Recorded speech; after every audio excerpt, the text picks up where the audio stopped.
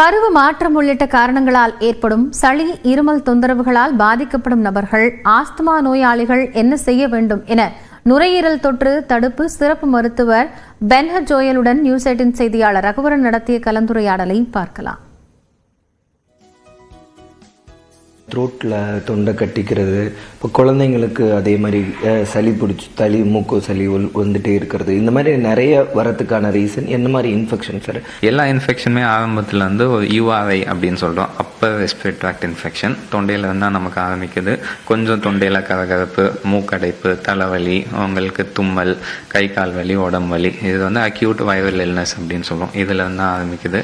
சில பேருக்கு வந்து வீட்டில் இப்போ முதியோர்கள் இருக்காங்க, இல்லை உங்களுக்கு ஏதாவது ப்ராப்ளம் இருக்குது, கேன்சராக இருக்கட்டும், இல்லை ஒரு நிமோனியா, ஒரு அஸ்துமா, இல்லை லிவர் ப்ராப்ளம், கிட்னி, ஹார்ட் ப்ராப்ளம்னா அவங்களுக்கு வந்து இது காம்ப்ளிகேட் ஆகிறதுக்கு வந்து வாய்ப்புகள் வந்து அதிகமாக உண்டு. ஆஸ்மா பேஷண்ட் இருக்காங்க, இப்போ இந்த சீசனில் பார்த்தீங்கன்னா அவங்க நிறைய பாதிப்பு வருது. அவங்க வீட்டிலே இருக்கிறவங்களா இருந்தாலுமே நிறைய ப்ராப்ளம் வருது. அப்போ அவங்கெல்லாம் என்ன மாதிரியான ப்ரிவென்ட் எடுத்துக்கணும்? எல்லா அஸ்மா பேஷண்ட்ஸ்க்கு நம்ம சொல்கிறதுன்னா உங்களோட ட்ரிகரிங் ஏஜென்ட் என்னன்றதை ஐடென்டிஃபை பண்ணுங்கள். அதை வந்து முடிஞ்ச அளவுக்கு நம்ம அவாய்ட் பண்ண பார்க்கணும். எஸ்பெஷலி இந்த வின்டர் கிளைமேட்டில் வந்து நம்ம இன்ஃபெக்ஷன் ப்ரிகாஷன்ஸ் எல்லாமே எடுத்துக்கணும். மார்னிங் கோல்டு ஏர் அப்படின்றது வந்து அவாய்ட் பண்ணிக்கிறது. நீங்கள் வாக்கிங் போகிறதா இருந்தாலும் ஒரு சன்லைட் இருக்கிற டைம், ஒரு ஈவினிங் டைமாக வந்து அதை ஷிஃப்ட் பண்ணிக்கலாம்.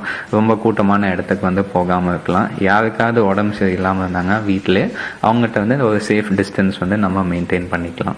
சார், இப்போ நிறைய பேர் இருமல் கிட்டே இருக்காங்க. நம்ம இப்போ எங்கே போனாலும் பார்த்தீங்கன்னா இருமல் இருந்துக்கிட்டே இருக்குது. அதுக்கான காரணம் என்ன சார்? அதான், இருமல் வந்து பல காரணங்கள் இருக்குது. நார்மலாக 4 முக்கியமான காரணங்கள். ஒரு இருமல் வந்து ஒரு 5 நாளில் செட்டில் ஆகாமல் போயிட்டு இருக்கிறது. ஒன்று வந்து ப்ராங்கைட்டிஸ், ஒரு ஆஸ்துமா அட்டாக், அந்த வீசிங்னால வருது.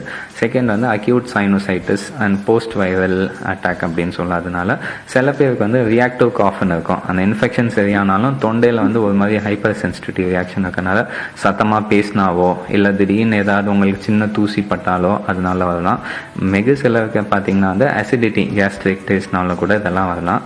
நிறைய பேருக்கு நம்ம ஊரில் பார்த்தீங்கன்னா எல்லாமே வந்து கொஞ்சம் கொஞ்சம் இருக்கும். ஸோ அதனால் உங்களுக்கு சிம்டம் மேனேஜ்மெண்ட்ன்றது காஃப் சிரப் குடிக்கிறதோ இல்லை டேப்லெட் எடுக்கிறதோ. பட் வந்து உங்கள் டயக்னோசிஸ் என்ன, நான் ஆல்ரெடி சொன்ன மாதிரி அதுக்கு வந்து என்னென்ன ட்ரிகரிங் ஃபேக்டர்ஸ், அதை எப்படி அவாய்ட் பண்ணுவோம், பர்டிகுலர் மெடிசின்ஸ் எடுத்துகிட்டு அதோட ரெஸ்பான்ஸ் எப்படி இருக்குன்னு நம்ம பார்க்குறது. அதுக்கு தேவையான டெஸ்ட்.